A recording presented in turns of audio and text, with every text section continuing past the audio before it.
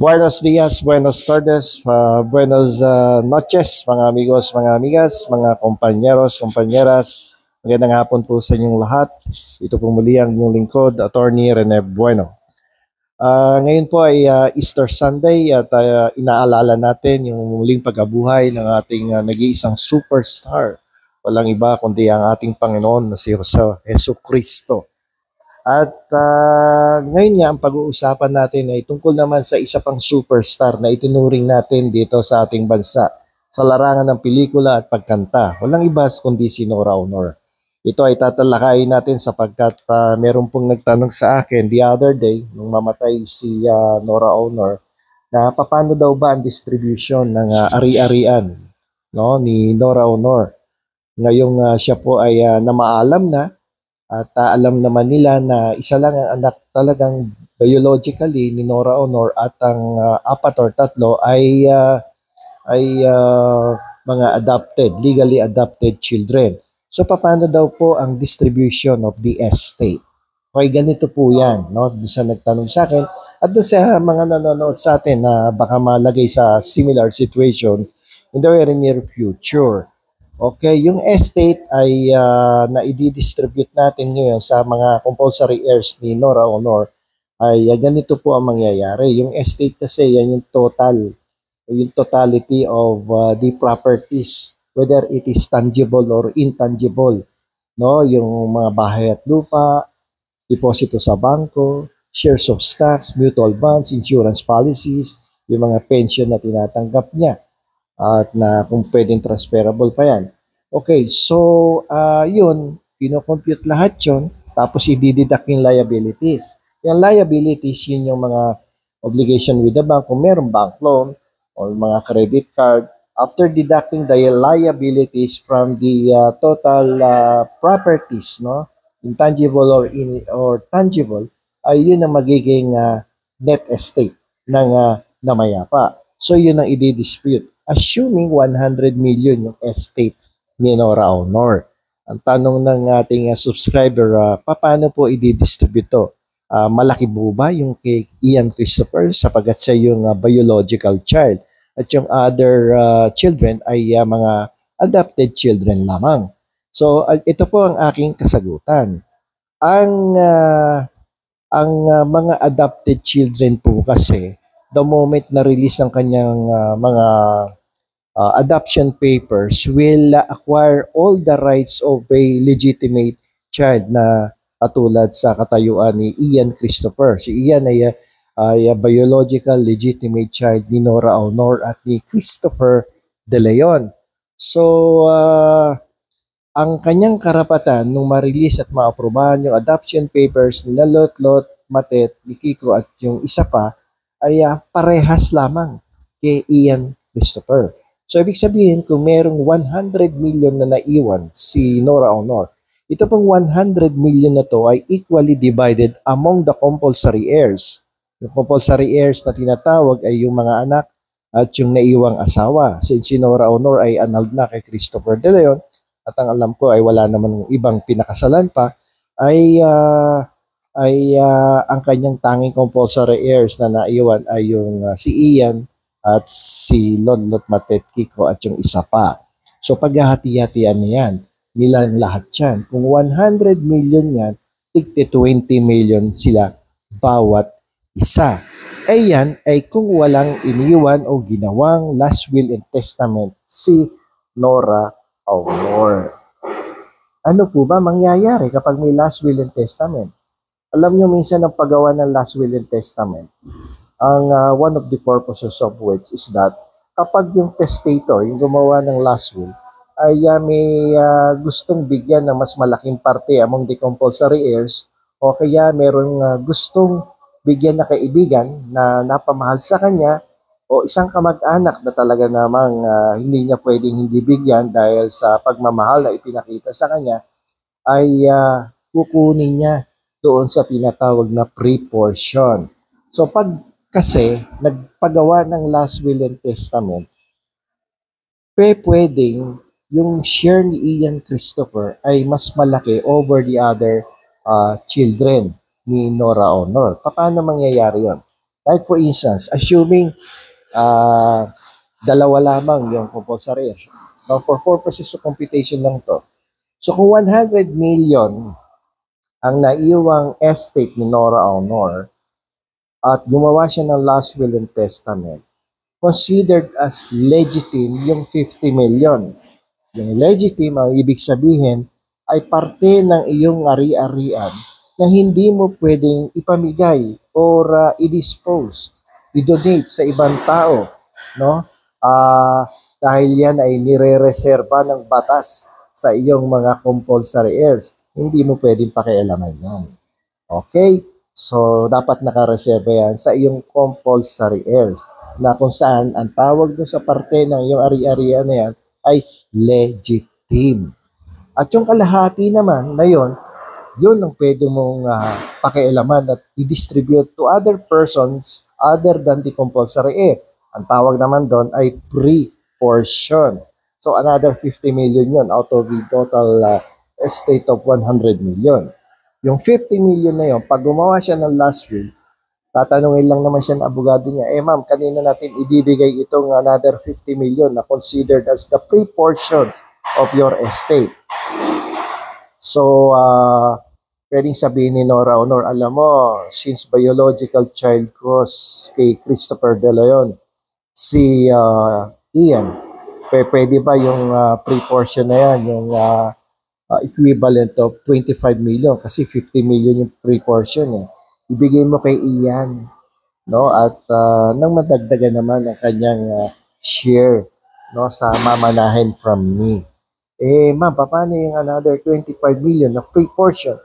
Ibigay mo na kay Boyet dahil siya ang tumayong ama sa aking mga lahat ng anak nung during the 20-year period na kami ay nagsama bilang mag-asawa. So, bigay mo na sa kanya yan. O kaya, pwedeng sabihin ni Nora Aunor, yung 25 million ay i-divide mo yan sa sa 5 nga, tigpa 5 million. Yung 5 million, bigay mo kay Attorney Bueno. Yung another 5 million, bigay mo kay Ogie Diaz. Yung isa kay Nanay Christy Carmen, 15 million. Yung another 5 million, ibigay mo sa driver niya. Yung the last 5 million, ibigay mo sa kanyang nurse na nag-alaga sa kanya nung sa'yo nagkasakit. So, pwede yon dahil yung property na yung remaining 50 million na ginawa sa last will and testament ay tinatawag na pre-portion. Pre-portion dahil binibigyan siya ng karapatan ng batas na ipamigay niya kahit kanino or bigay niya sa isa sa kanyang mga anak na napupusuan niya na mas naging malapit sa kanya o kaya sa kanyang kamag-anak. So, pwedeng lumakituloy yung share ni Ian Christopher. So, pag may last will and testament, hindi na magiging pantay yung distribution. So, provided yung dinagdag sa'yo ay galing sa pre-portion. Pag namatay ba, agad-agad ba ibibigay yan? Hindi pa. Dahil may proseso tayong sinusunod sa batas. Magpapile ang abogado niya na pinagbilinan niya ng petition for the probate of the last will and testament of Nora Aunor. Yan ay pinafile sa family court. At ang tawag dyan ay probate proceedings. Ano ba ginagawa dun? Abay susuriin. Makikialam ang korte rito dahil titingnan kung authenticated yung pirma ng testator, si Nora Aunor. Meron bang mga 3 credible witnesses na naging present at nakatestigo during the time na pinipirmahan niya yung last will at nung piniprepare yan, nandoon din ba sila? At kitang-kita ba nila na pinirmahan at walang impluensya, pananakot, intimidation, at pamimilit na pirmahan yung last will and testament. Yun ang i-determine ng West. Kaya sila nakikialam pag may last will and testament. So pag na-determine na may attestation clause at authenticated ng mga pirma at legit ang pagiging testigo lahat ng witnesses na nakalagay sa will, at saka lamang pwedeng i-execute ang last will and testament. So one time when I was attending a court hearing, ay meron akong nakatabing abogado ng petitioner na medyo mayabang at naka-Amerikana. At ang sabi niya, ay pagkatapos ng hearing na to at succeeding hearing, ay ayusin natin ang distribution of estate na. At matapos na lahat to. Madali yan, maaprubahan naman ni Judge. Gano'n, nagyayabang siya, makukuha daw yung approval ni Judge. Kaya lamang, during the time na tumayo na siya at tinawag na siya ng huwes at sinabi nga, ipakita mo nga yung last will, tingnan natin kung yan ba yung last will na pinirmahan ng namayapa. Pinakita niya. Kaso na-notice ni Judge. Wala yung attestation clause. Yung attestation clause po ay yung parte ng last will and testament na kung saan nagsasalita doon yung tatlong credible witnesses na sinasabi na kami po ay personally present when the testator, the deceased, signed the last will and testament. At wala pong nanakot dyan, walang namilit, walang napuwersa, voluntaryo po niyang pinirmahan, ginawa ang last will and testament. At bawat isa sa aming mga testigo ay nakita din namin na walang pumilit, no? Napirmahan at tumistigo do sa preparation ng last will and testament. Isa-isa yan, kami nakita namin ng bawat isa sa amin na pumirma voluntaryo doon sa last will and testament. Kaso, noong tinatanong na ni Judge yung petitioner, yung abogado ng petitioner, hinahanap yung attestation clause, sabi niya naiwan niya sa law office. Mahigpit si Judge. Kung naiwan mo, tawagan mo yung opisina at sabihin mo padala dito. Ma'am, malayo po ang opisina ko, nandun sa bundok tralala. Kung may cellphone ba? Meron, ma'am. Sabi niya gano'n. Sige, text mo yung sekretarya mo. At kung kuhanin yung file ng last will and testament at kuhanan, i-scan yung attestation clause, yung parte ng last will na attestation clause. At i-Viber mo sa akin. O kaya i-WhatsApp. O kaya Messenger. Madali yan. After 15 minutes, after 20 minutes, walang pinadala. No, yung kanyang sekretarya. Ito na. Postpone yung hindi nag-proceed yung trial at ni-reschedule. And since walang attestation clause, the last will and testament considered as not valid. So ano mangyayari sa estate? It will be distributed according to the provisions of the civil code and the family law. Mawawala tuloy yung dagdag equally distributed dyan, yung 100 million. Kasi na-invalidate yung last will. Bakit? Walang attestation clause So, nawala tuloy yung kayabangan ng abogado. Kasi kinontra siya na kinontra. Walang attestation clause yan. Hindi valid. Diba? So, nayari siya tuloy. Okay? So, kapag na-determine na lahat na authenticated, validated lahat, so that would be the time that the lawyer and the administrator of the property can distribute the estate of the deceased. And then, sabi nung nagtanong din sa akin, paano sir kung di nakagawa ng notarial will? Kasi wala nang panahon. Pwede ba yung other ways and means in order to distribute the properties according to the will of the deceased? Ano ang dapat niyang gawin?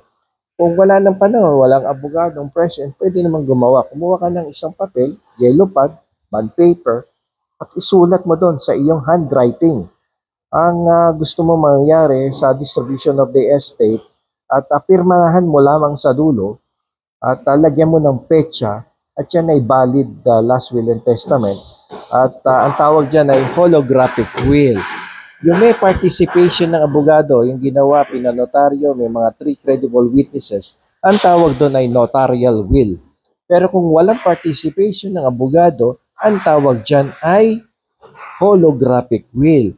Ang gumawa lamang ng last will ay yung testator, yung namayapa, in his own handwriting, signed by the testator with date, no? Kung kailan niya ginawa yung last will. There is no need for a witness or witnesses. Hindi mo kailangan ng testigo. Ang testigo sa holographic will ay kinakailangan lamang kapag naisampa na ang petition for the probate of the holographic will. Bakit kailangan ng testigo? In order to authenticate the signature and the handwriting of the testator ng namayapa. Kasi siyempre dapat malaman natin na genuine yung signatures, no? Ayan, pag na-determine ni judge na ito ba ang handwriting ng namayapa? Opo, asan ang ebidensya? Ito po, testigo. Uusisain yung testigo. At magpapakita din ng ebidensya yung testigo. Ito po yung ID niya, oh. Ito po yung mga sunulat niya sa akin bago siya namayapa. Nung nag-aaral yan, ito pa nga yung mga naitabi niyang notebook, no? Nung may mga grade ng professor. At makikita doon, ikukumpara ang handwriting sa mga dati niyang communications na ginawa versus the holographic will. Kapag na-authenticate, na-validate lahat, ayun, pwede nang ma-execute o ma-implement ang last will and testament of the deceased person. So, dalawang klase ang last will, no? Ito ay tinatawag na notarial will. May participation ng abogado at mga tatlong testigo na credible. At yung isa naman na holographic will, walang participation ng abogado at mga testigo. Ang kinakailangan lamang ay sulat kamay ng testator at ang kanyang full signature with date, no, beside it. Okay, so pag meron na din lahat na authenticate, implement the last will and testament.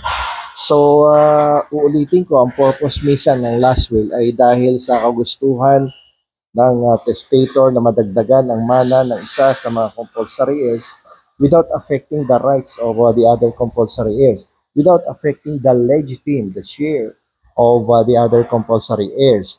At o kaya, gusto niya ding instead na ibigay sa another compulsory heir, palagay mo kay Ian, hindi niya na gustong dagdagan pa, pwede niyang bigay kay Boyet o kaya sa kanyang first class na si Tirso Cruz III o kaya sa kanyang driver, kay Atty. Bueno, kay O.G. Diaz at kay Christopher Min.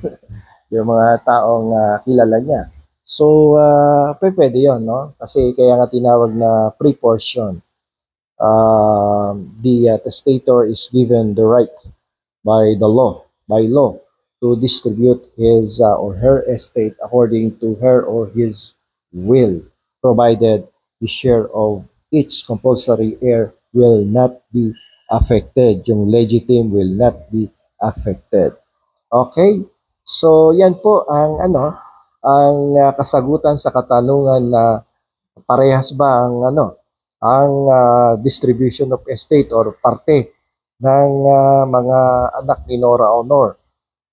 Dahil merong biological son at tatlo or apat na adopted children.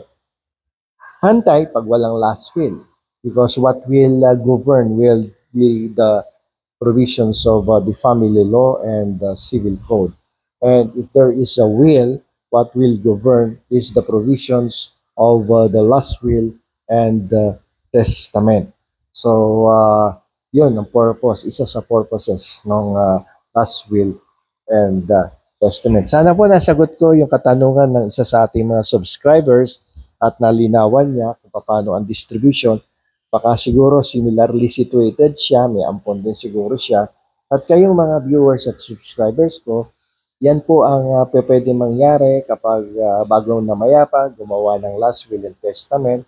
Kaya kung kayo ay nahihiya na ipaalam sa ibang tao kung paano niyo i-distribute ang inyong mga ari-arian kapag kayo ay namayapa at gusto niyo munang sikretohin at kumuha lamang ng isang konfidante, pag holographic will ka. Tapos at the same time, di ka gagastos sa abogado dahil ikaw lamang ang nakakalam at ang iyong alalay o konfidante. Pero kung gusto mo talagang formal na formal, no, at gusto mo may mga testigo pa para sigurado, abay magpagawa ka ng notarial will na kung saan ipapagawa mo yan sa isang abogado at siya na bahala kapag ikaw ay namayapa, kakausapin lahat ng mga nagmana kung paano i-distribute ang estate. So, sana po maliwanag sa inyong lahat. So, yan po ang paraan kung paano i-distribute ang inyong ari-arian bago kayo, pag kayo ay namayapa na. So, hanggang sa muli, ito pong muli ang inyong lingkod, Attorney Rene Buwan.